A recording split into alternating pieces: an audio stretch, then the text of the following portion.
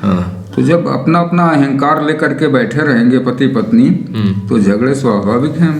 और फिर वहाँ पर वैवाहिक संबंध तो बिगड़ेंगे ही। नमस्कार, मेरा नाम धीरज पांडे है। मैं बोकारो का रहने वाला हूँ।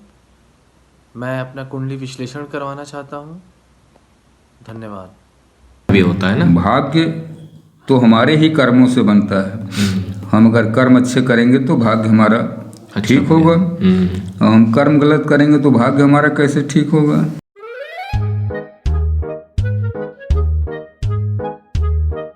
कुंडली, इनका कॉल आया है, तो इनको अपनी कुंडली में जो है वो चीज़ दिखानी थी। इनकी हुई थी शादी 2018 में, और 2019 में डिवोर्स का केस फाइल हुआ था। तो अभी तक केस चल रहा है। तो पहले तो ये चीज़ देख लीजिए, फिर करियर की बातचीत करेंगे। ठीक।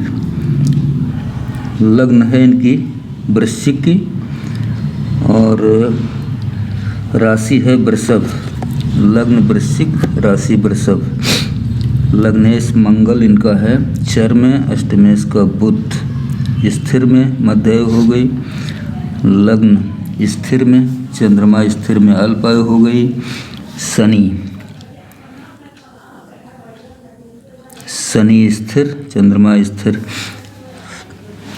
आयु तो ठीक है। क्योंकि मंगल की 8वीं दृष्टि अपने घर पे जा रही है, तो इसलिए लग्न तो ठीक ठाक है। अब बात आई वैवाहिक जीवन की। इनकी शादी हुई थी फरवरी में 2018 में, तब राहु में चंद्रमा चल रहा था। हाँ, अच्छा।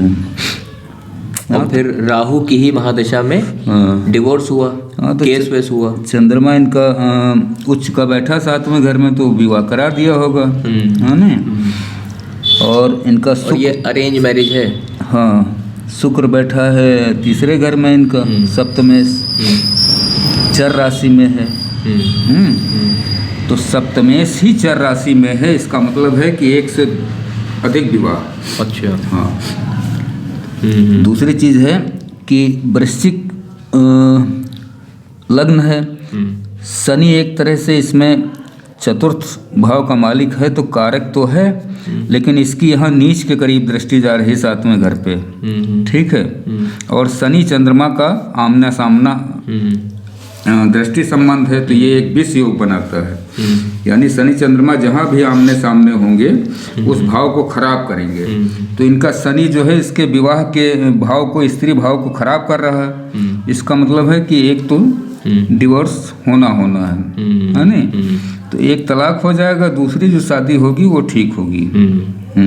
ये केस अभी चल रहा है इनका। हाँ, वो फाइनल हो जाएगा, वो फाइनल हो जाएगा। हाँ। और अब महादशा चल रही है गुरु की, 2019 से 2035 तक चलेगी। हाँ, तो गुरु में ये जो शनि आएगा, शनि शुरू हो चुका है। है नहीं। तो फिर ये 24 तक तलाक हो जाएगा। अच्छा। शनि करा देगा तलाक, 24 तक हो जाएगा कंप्लीट है। 24 तक तलाक हो जाएगा, और फिर दूसरा जो विवाह होगा वो ठीक होगा, उसमें तो अच्छा। अब इनका करियर देख लीजिए। ये अपना पैतृक एक, ये बीटेक किए हुए हैं, अपना पैतृक एक बिजनेस कर रहे हैं प्लाईवुड का। प्लाईवुड का अपना काम है इनका। अच्छा। और अभी इन्होंने एक नया बिजनेस डालने की सोच रहे हैं, स्टील का प्लांट। तो कह रहे थे कि वो भी एक बार देख लीजिएगा। शनि की पोजीशन तो ठीक ठाक है लग्न में, है ना। वृश्चिक लग्न है, लेकिन हमारे हिसाब से तो वृश्चिक लग्न में शनि चतुर्थेश है, तो कर सकते हैं। अच्छा। स्टील का काम कर सकते हैं। हाँ। शनि तुला से एक राशि आगे है, तुला इसकी उच्च राशि होती है, तो शनि का काम तो किया जा सकता है। ये स्टील का जो प्लांट कर रहे हैं, हाँ, ठीक है। और पेरेंटल इनका प्लाईवुड का काम है। हाँ, पेरेंटल ठीक है, पेरेंटल काम तो ठीक है। बाकी कुंडली तो ठीक ठाक। और कोई इसमें खास ऐसा तो है नहीं कि कोई बड़ा राजयोग हो, है ना।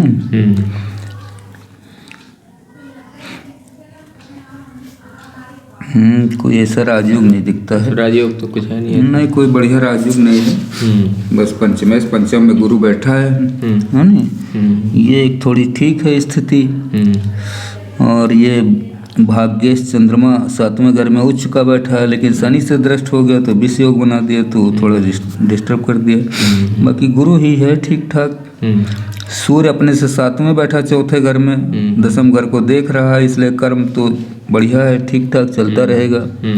चंद्रमा इनका 7वें घर में बैठा है, व्यापार के घर में, स्त्री और व्यापार के घर में उच्च का बैठा है, तो व्यापार से इनको लाभ बराबर होता रहेगा, है ना, निरंतर। लाभ भाव का मालिक बुध चौथे घर में बैठा है, यानी पैतृक जो इनका काम है वो इनके लिए बहुत सुटेबल है और बढ़िया ठीक है। वो भी ठीक है ना। अच्छा, नवांश में सूर्य जो है वो उच्च में था, एक चीज हम देख लिए थे, और चंद्रमा नवांश में वृष में ही है। हाँ, तो ठीक है, ठीक है ना।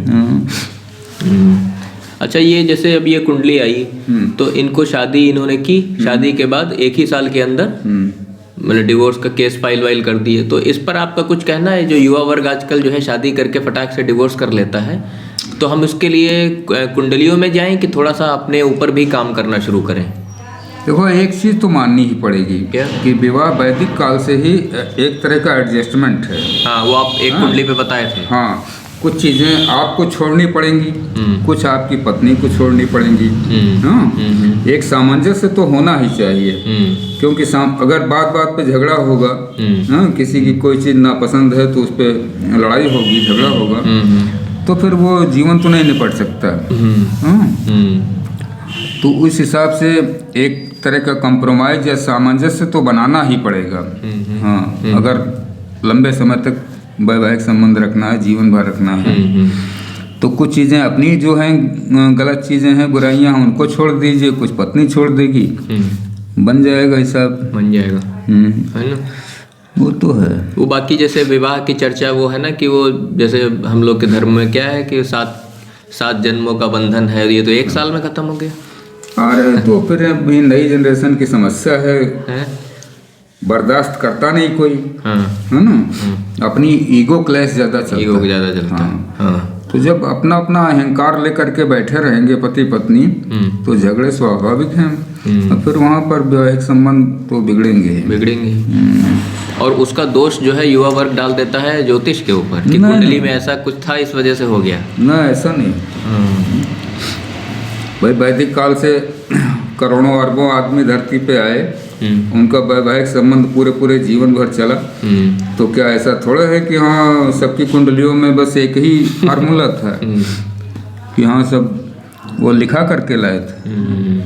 तो थोड़ा अपने हाथ में भी होता है ना। भाग्य तो हमारे ही कर्मों से बनता है।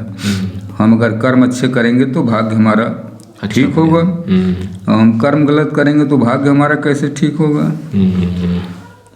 तो अपनी जिम्मेदारी दूसरे पे क्यों थोपते हैं कि हाँ ज्योतिष की गलती है या किसी और की, भगवान की गलती है? नहीं, किसी की कोई गलती नहीं होती।